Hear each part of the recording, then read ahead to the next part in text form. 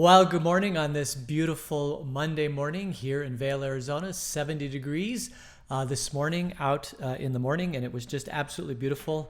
Had some rain yesterday. That was very exciting. And looks like we might have a little bit of a chance of rain going forward. The interesting thing is that used to be when I was growing up in Phoenix, the whole monsoon thing was dictated by how much humidity and relative humidity and temperature and all that sort of thing. They had this big complicated formula, like if it was over 50% or 70% or something like that, it was the beginning of the monsoon season. And then somewhere after we moved here to Vail, they changed it to say the monsoon season starts on June 15th, I think, or maybe it's June 1st. I can't remember. Anyway, but yesterday was definitely a monsoon rain. No question about it. It was hot. I had a lot of moisture in the air and it just dumped on us. And it was just absolutely beautiful. Welcome to you. Good morning. Good to see you. Always great to be with you on these Bible studies after a refreshing weekend and worship on Sunday. Before we get into it, I have to explain a couple things to you. First of all, the worship service on Sunday was kind of many elements of it were pre-recorded. And then you have to take all these different elements of the worship service and you have to jam it together in kind of a software program to kind of bring all these pieces together and fade ins, fades out, and volumes and all that sort of thing. And then you produce a video, and the video has to render because people record in different methods, styles, and that sort of thing. It has to kind of be brought together. And then you have to upload it to Facebook, and then they have to have time to process it, and then it has to be posted. So the long and the short of it is that for Sunday's video, I started working on it right after the Bible study on Friday, which would have been about 9 o'clock, 9:30 or something like that. I worked most of the day Friday, Saturday, recorded a bunch of stuff, and then post-processed that.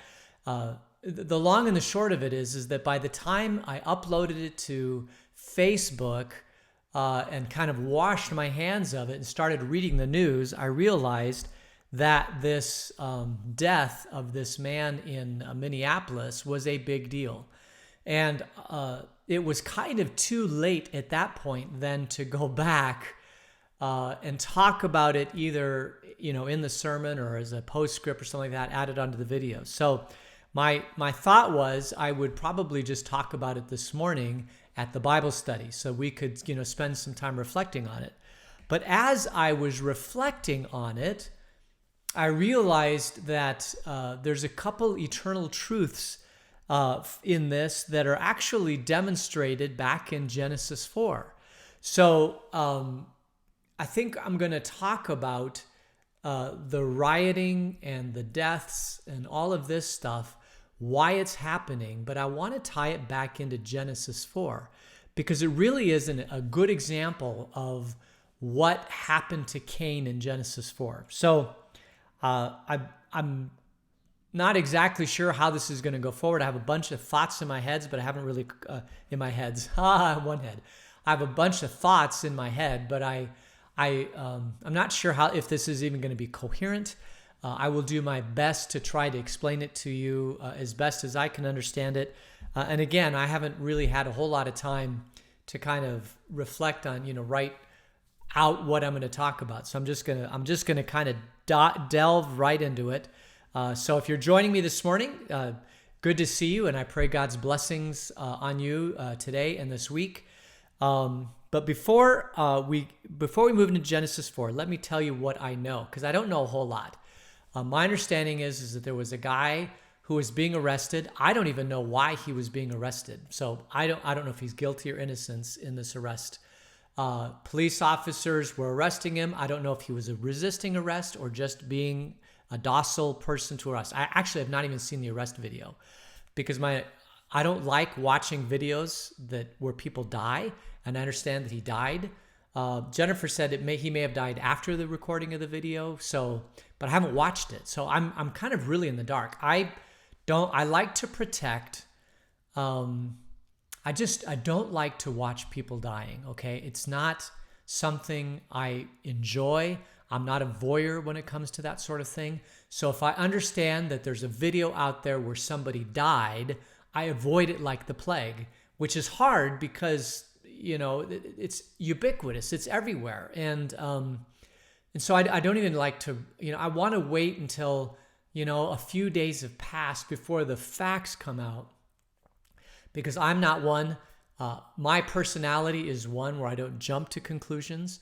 I'm kind of even dispassionate, I guess you could say, about these kinds of things. I know that there are sinful police officers. I know that there are situations that are sinful. I know that there's people out there who are bad actors, both in police forces and other people. I mean, we live in a sinful world, so things like this are going to happen across the world all the time. And it's so easy to jump to conclusions. Have we seen that? In the age of the internet, it's so easy to see a clip and see people jump to conclusions. But as the facts start to come out, you realize that maybe it's not so easy to pinpoint who's to blame and who's not to blame. And the fact is, everybody's to blame. Nobody goes through this life perfect, okay? Everybody at some point is a bad actor in some of these stories, all right? So I do not jump to conclusions. I do not, start reposting things on the internet or Facebook or Twitter or whatever until the facts come out, because I know it happens time after time after time after again, that the initial thing that you see is probably somebody cherry picking that particular clip. It gets out there, you get people in arms, and then as the facts come out, you realize that maybe the person who posted it was being a little bit disingenuous. So that being said, I have not watched the video yet, the coming out of Minnesota. But what I understand is that the police officers were arresting this man, and then that he died.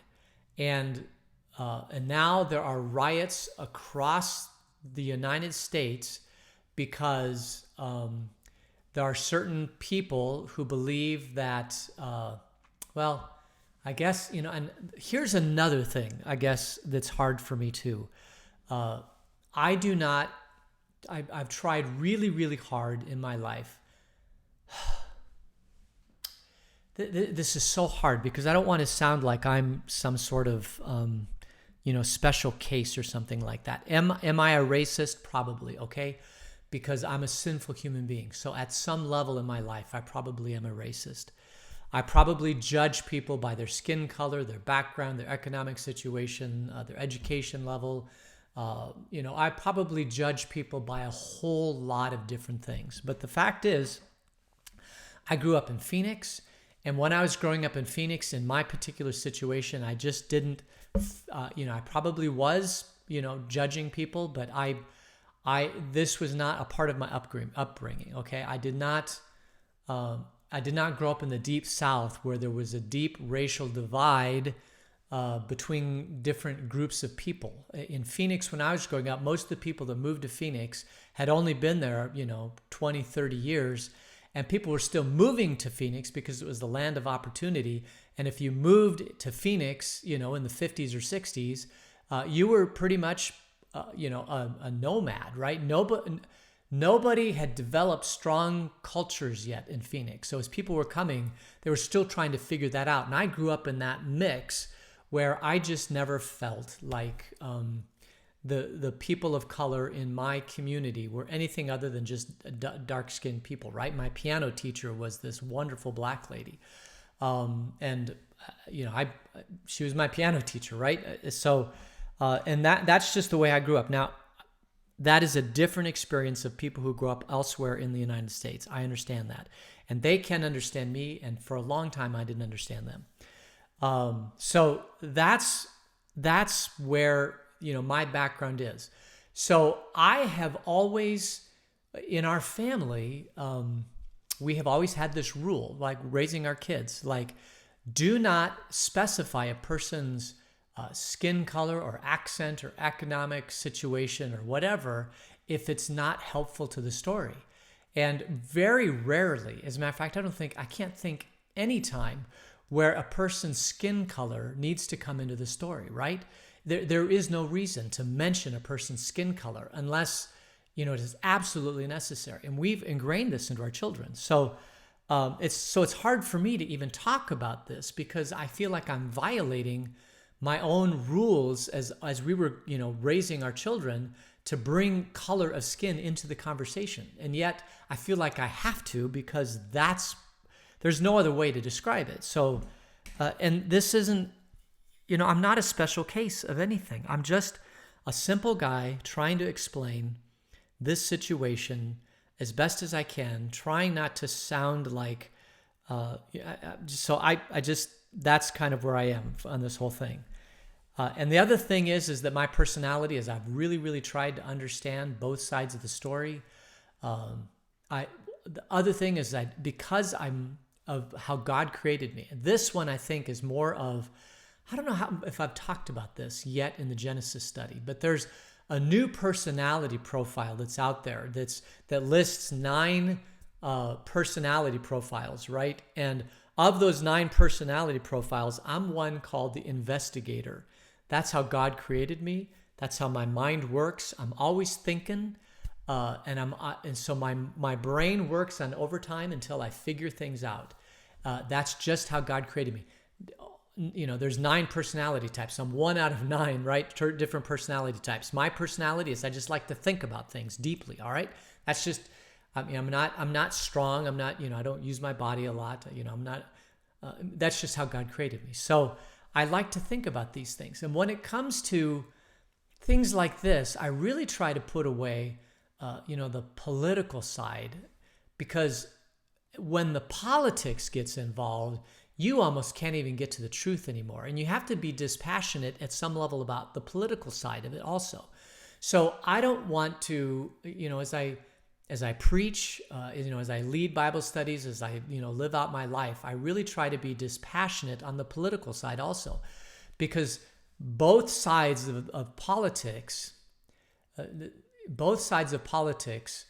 are sinful. Okay, they're filled with people who may not always have your best interests in mind. All political people at some level are trying to defend their own self-interests. They're trying to get their story out there and spin it to the best way they can.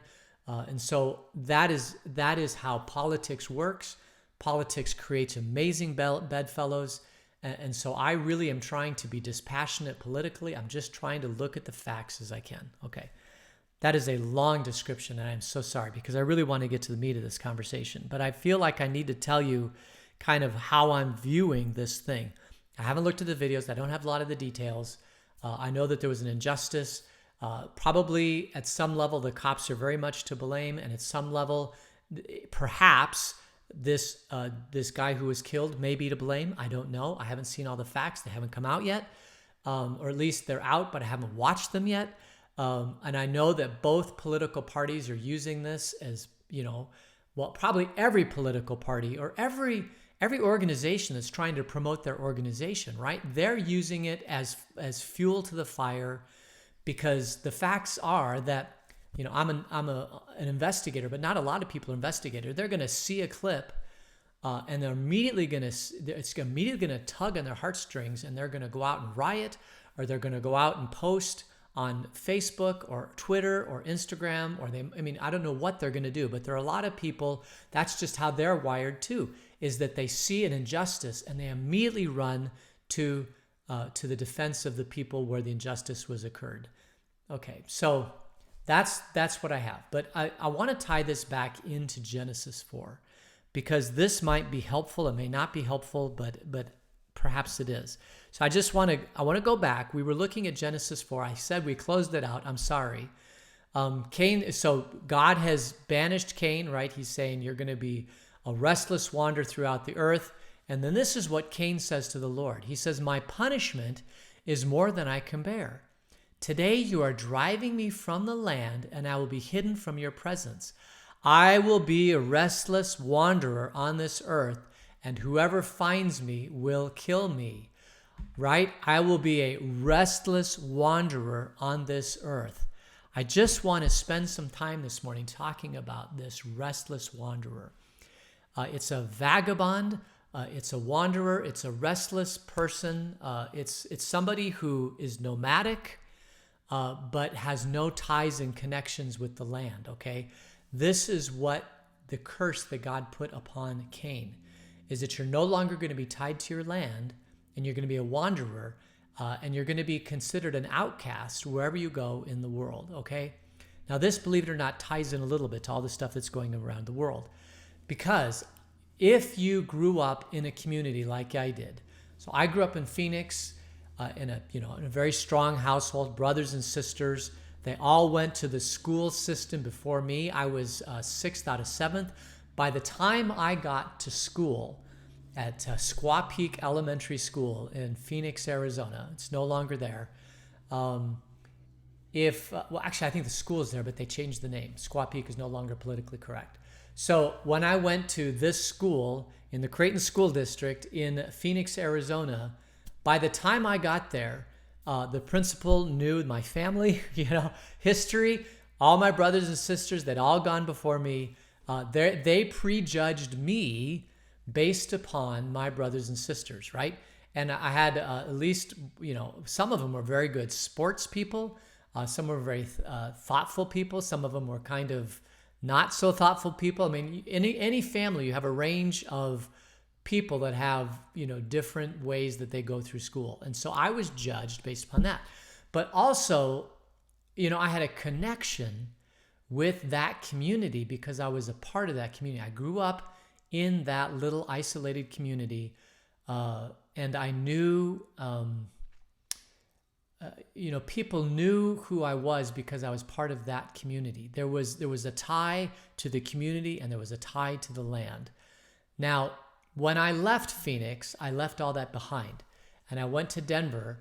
And one of the hardest things for me to leave Phoenix and move to Denver was that I was no longer tied to this root of community. Now, if you grew up some of you may have grown up and lived in the same neighborhood your whole entire life.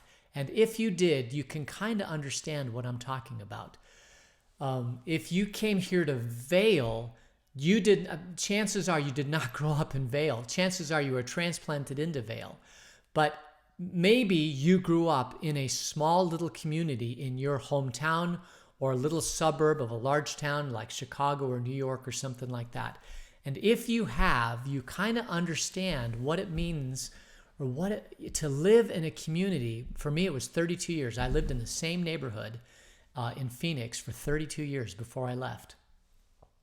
So there was a comfort level that I was part of that community. It was rich and deep, and people would say the last names of people, and I would know exactly that family. There were some families that had lots and lots of kids, and so they would say that last name, and I'd say, "Is it part of that family?" They'd say, "Yeah," and it's like, I know, because I know everything about that family. This is the way you grow up, okay? If you live in a small town or a small community, you just know everybody. And this is the problem with Cain, right? He was thrown out of his community. He was no longer tied to the land, to the community that raised him and all that. He is a restless wanderer. He's a vagabond. He is a nomad. He's being pushed out. And that's the curse, okay? Because when he moves into a different community, he no longer has the blessing of the community going with him, right? He's no longer like, oh, that's Adam and Eve's son, right? He's moving out somewhere else, and he's different. He is no longer connected to that little isolated community. He's a wanderer. He's a nomad. Now, somebody asked me last week, where do these other people come from? And the Bible is silent about that, right? We know that Cain goes to a different land and there's people there. So at some level, it must be Adam and Eve. It says in Genesis that Adam and Eve bore Cain and Adam and Eve bore Abel. But it doesn't talk about, were there other children that came from Adam and Eve, and did they spread out and all that sort of thing? And they must have, because there's people elsewhere. So I'm not really even going to dive into that story. I'm just going to tell you that when Cain moves to the land of Nod and there are people there, he's a stranger and he's an outcast. And at some level, he is starting at zero. What does it mean to start at zero? It means he has no papers, as it will. He has no history. He doesn't have the good name of his family. He doesn't have the good name of anything. He is starting basically at ground zero. And the thing is that when you are starting at ground zero, the hardest thing in your life is to get up one rung of the ladder, okay? So when Cain moves to a different land, he has to fight for food. He has to fight for shelter. And when he moves to where there's other groups of people, he is starting at zero. And he is basically at their mercy for them to give him food or shelter or welcome him into their community, because he's an outsider. And if you know anything about communities, is that they don't always welcome outsiders. I mean, look at some, novels are written about this, but tribes in Africa that are very, very close-knit, an outsider goes into that tribe, and it is perfectly acceptable for an outsider to come into that tribe and for them to kill the outsider, because the outsider presents a threat to that tribe. And, we say, thou shalt not kill. We understand that. But the one time we can kill is when there's outsiders threatening the United States, right? And so then we band together as a tribe and we say, okay, we're gonna get rid of that threat. Well, the same thing happens with tribes across the world. People who are not part of that tribe, who are outsiders, who are vagabonds, who are strangers, come into that tribe, and they're either accepted by that tribe or they're killed by that tribe. That's why Cain had to have a mark on him so that he would not be killed, right? Because it was a mark by God that says, if you kill me, God's going to punish you 7 times, whatever, it is. So that at least he's not going to get killed, but that doesn't mean he's going to be accepted. So all that is to say is that when you have nothing, when you are at the zero of zero, you are starting from a very, very difficult situation. Now, there are people in our community who, for whatever reason, are starting with zero. They're starting with zero education. They're starting with zero family history. They're starting with zero money.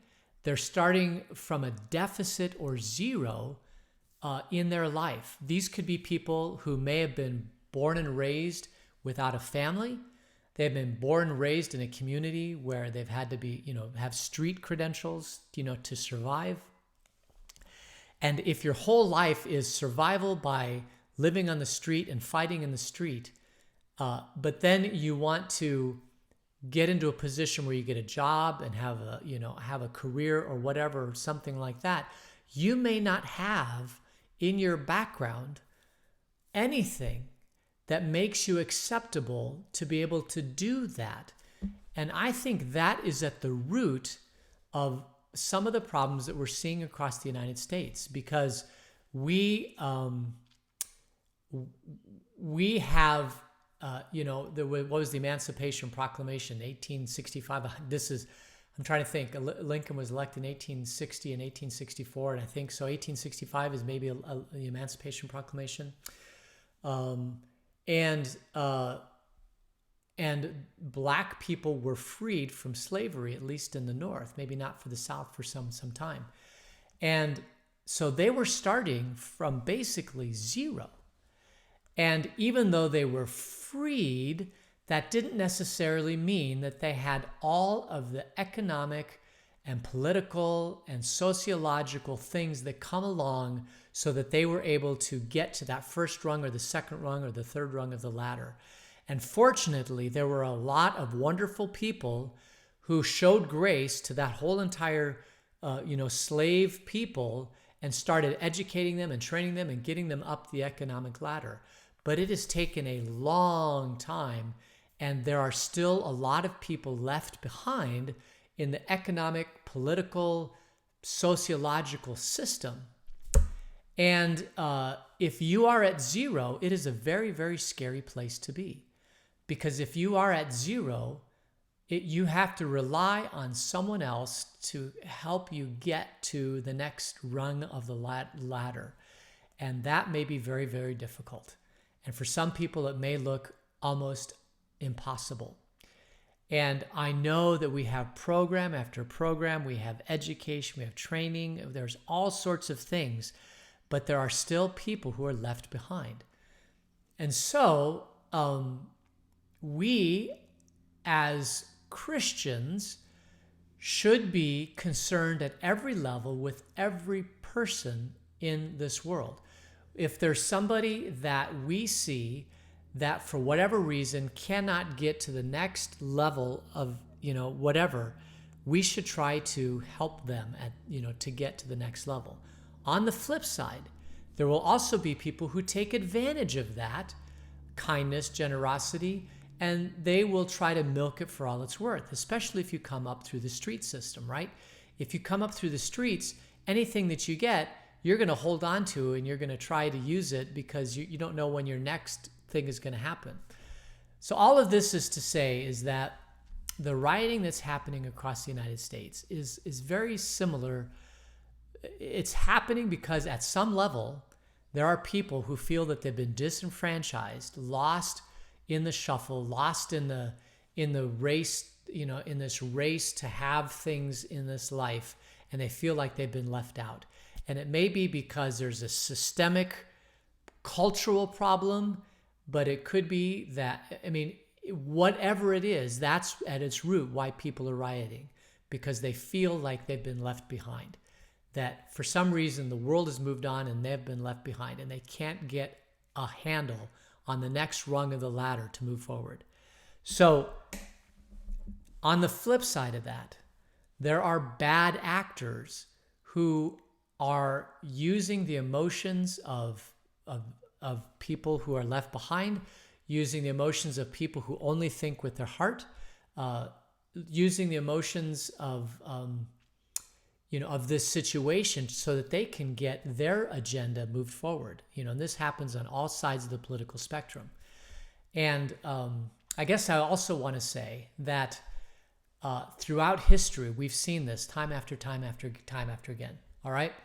You have a culture of people and they're moving forward and people get left behind. I guess I got a little bit of time. I'm going to talk to you about the Pareto principle. There was a guy named Pareto. He was an Italian economist, I guess, and he wanted to know why it was that some people, that throughout time, there seems to be an economic divide. There seems to be the haves, the top 1%, 5%, 10%. There seems to be middle class, and then there's the have-nots. And it seems like every society seems to have this distribution. He called it the Pareto distribution, okay? That basically he looked at over time different types of governments. He was trying to figure out which style of government actually reduced the economic divide. And what he found out was that across all types of government throughout history, it's just a natural tendency that the rich get richer and the poor get poorer. And there's no perfect form of government that he'd seen yet where this didn't happen. And I'm sure I showed you this before. I'll just really quickly show it to you again. You have Newton's law of gravity, which is m1, m2, and the distance between, right? This is the distance. So the force exerted between these bodies, F equals m1, m2 over the distance squared times some factor. Okay, so if you have zero, if you're coming into this world with zero mass, there's no force there, right? You are going to be lost.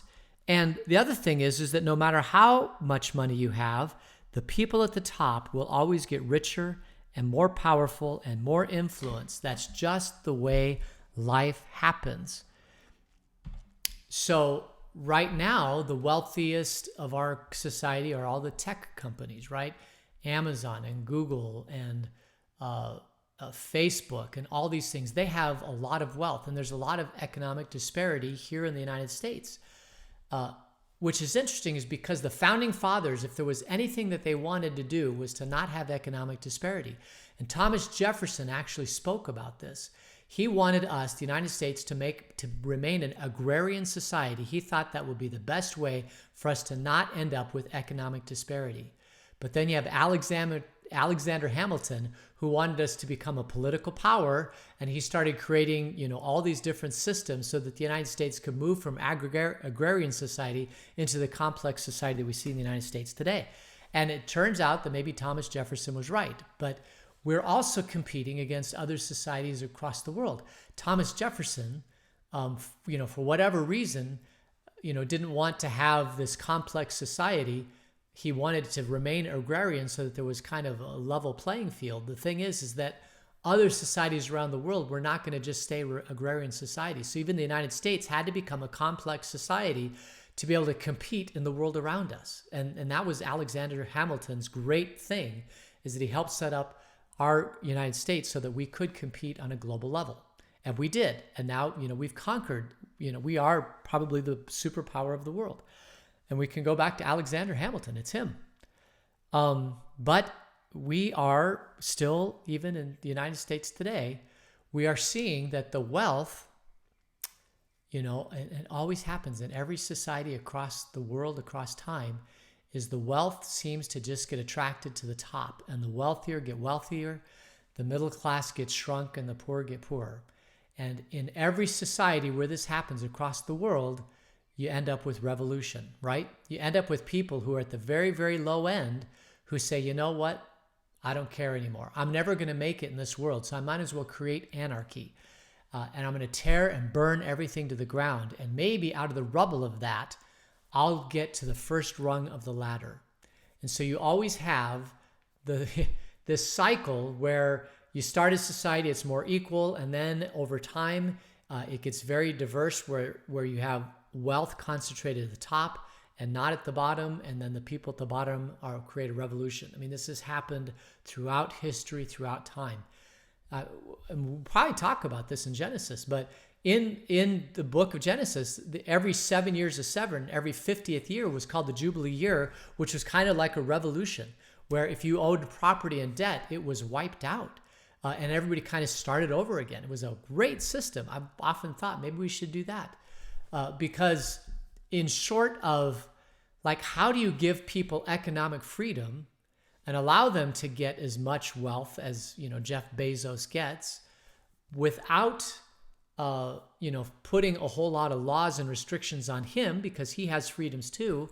And then how do you protect the people at the lower end to make sure that they can get onto the first, second, third rung of ladder and protect them? And obviously, the bottom line is that apparently the American society over the last 20, 50 years, I don't know, has not done a good job at that. Or there are a whole lot of bad actors using this situation or this racial inequality or this economic inequality or whatever to try to fuel things so that they can advance their agenda. I mean, that's probably, everybody wants to advance their agenda, right? And that is why it was so bad for Cain to go out, because he was starting back again at the economic zero, right? He had a family, he had a land and all that. Now he gets kicked out and he has nothing to start with. And just think of what that would be like to start with nothing, to live in a world where you have nothing and you probably will get nothing. And at some point you might be revolutionary also. And that might have some applicability to our world today. I don't know. The riots that are happening, when I talk to people about it, I always tell people to just step back and think, who will benefit from the riot? Who will benefit from the chaos and the disruption? Who are the bad actors? Who are the good actors? Who are using this for their own political purposes? Who are trying to...